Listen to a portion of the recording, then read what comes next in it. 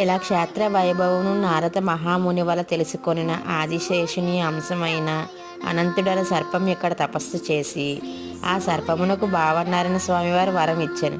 క్షేత్రం వెలిసిన తర్వాత మొట్టమొదటిసారిగా సర్పం వరం పొందింది కాబట్టి ఈ ప్రదేశానికి సర్పవరం పేరు వచ్చింది. అప్పుడు కృతజ్ఞతగా ఆ అనంతుడనే సర్పం ఇక్కడ మరలా శ్రీ స్వామివారిని ప్రతిష్ఠించి ఇక్కడే నివసించారు. అదే మనం భావనారాయణ స్వామివారి సన్నిధి. సర్పం తపస్సుకు కారణం, ఒకరోజు కశ్యప ప్రజాపతి భార్యలు కృధవ విధవ పోటీ పడ్డారు. ఇంద్రుని గుర్రం తోక నల్లగా ఉందని కాదు అని.